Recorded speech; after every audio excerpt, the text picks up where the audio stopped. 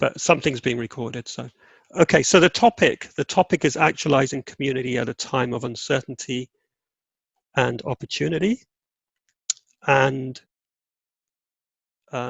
it's a gathering with participants who will, afterwards, will capture hopefully some of the themes that arise, and then put them out along with this video in some form.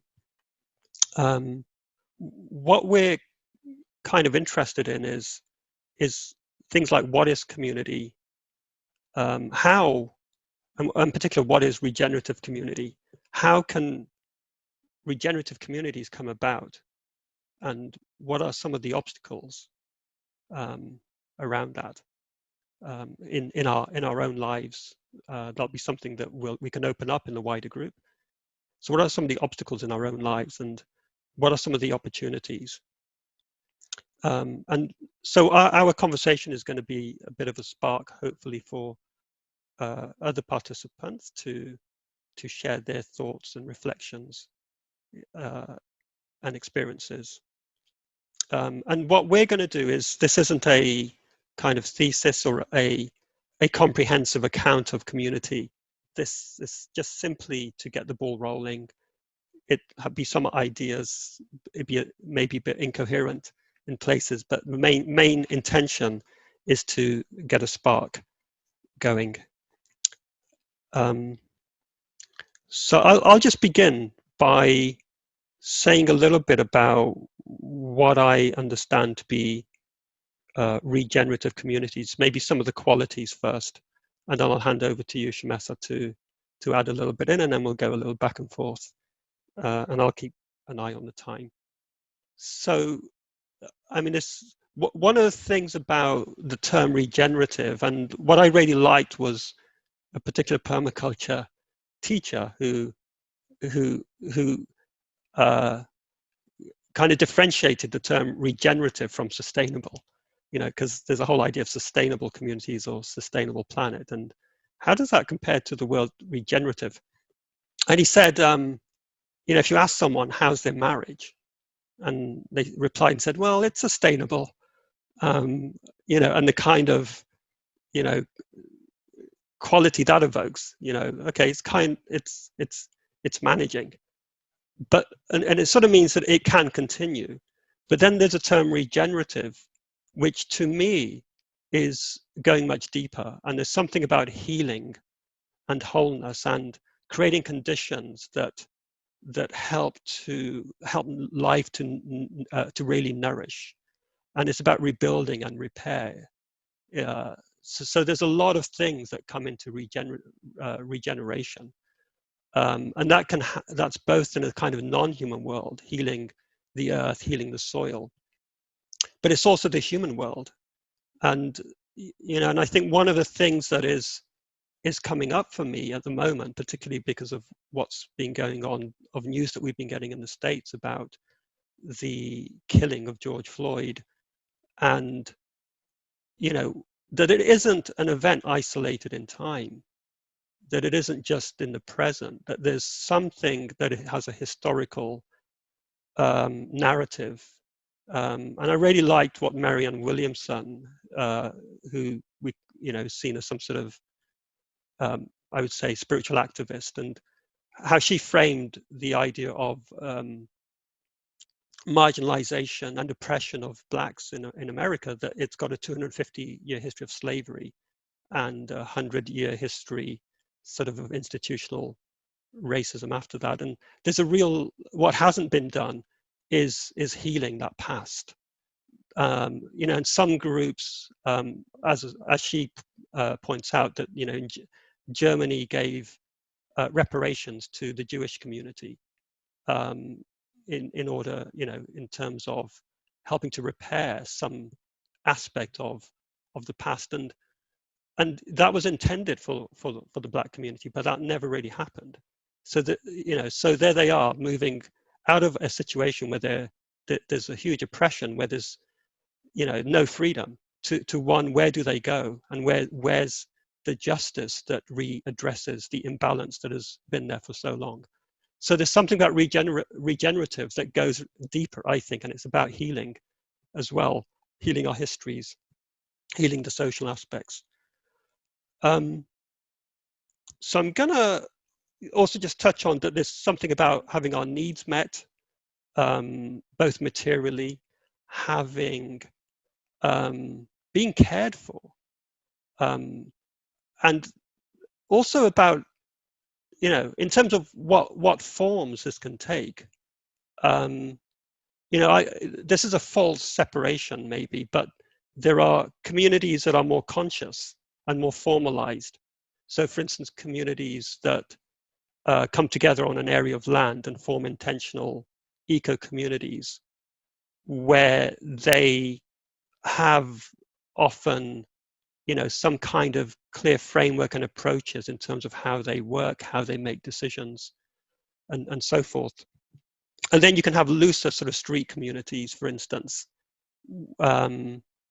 or yeah, and for instance, what's coming up now, in particular, are, you know, in the sort of height of the coronavirus crisis, are mutual aid groups that whereby people are coming forward to say, yeah, we intend to sort of take care of each other's needs, you know. So, you know, we're not necessarily related, we're not necessarily part of us, you know, the same interest group, but regionally we're living pretty close together. So we're gonna, you know, take care of each other and find out what skills, what resources are available, and attempt to just be there for each other. So that's another, you know, that's another kind of, you know, somewhat conscious community. And then there's the sort of less conscious or less formal, and, you know, there's family, there are friends, and there's not always, I mean, there can be, but there's not always a real intention to create something that is in, you know, intentionally reaching out to meet needs in a formal sort of way. It does happen, there's a degree of consciousness, but it's compared to, let's say, a land-based intentional community, it doesn't necessarily have that degree of conscious intention and structure. So there's a more structured, more conscious, more intentional community. And then there's a sort of looser, less conscious community. So I know this is an imperfect framing, but maybe it gives some kind of hook on which to put certain kinds of communities onto. And then there are just other interest groups or activist groups that may be for a cause, but they don't necessarily aim to build community. You know, they're not necessarily in the efforts for trade justice or, you know, Middle East peace or so on. They're not necessarily through the organizing intentionally trying to build community of taking care of each other's needs, maybe an alternative currency, you know, things like that. That doesn't necessarily happen in those spheres. So anyway, I just thought I'd start with a few sprinkled loose ideas and then pass it over to you, Shumaisa, and then I'll come back in. Okay, thanks. Yeah. So where to begin? So I'm also thinking of community in a way that's like I've been occupied by, that occupies my thoughts, has been occupying my thoughts for years on a personal level, and so not in some of the ways that the identity-based and shared interest-based and other ways you just mentioned. Yeah, it's good to put parameters around. It's also a term, community, that's used like sustainability, you know, in so many ways, and sometimes it's like just this term that's almost meaningless, this kind of like abstract, sounds nicey kinds of term that's used a lot. So it was good to hear some of what you just shared about what it means to you. And yeah, my own thoughts, or some of it overlaps. So I was thinking in terms of like on a personal level, for me, community, I think of like place and meeting of needs in a place. Not that other community concepts of community aren't also valuable, but especially in the 13 years I've been living in England, I've been more conscious of community in that sense, and the cultural differences in that aspect, between my own experience where I grew up in the States and where I've been mostly in the southeast of England.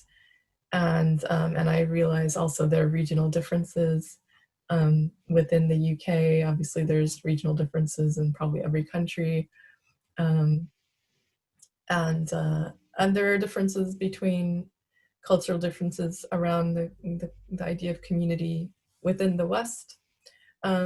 So yeah, so I'm thinking about care at the very like neighborhood level, and then widening beyond that to, you know, more the neighborhood and town and city and beyond.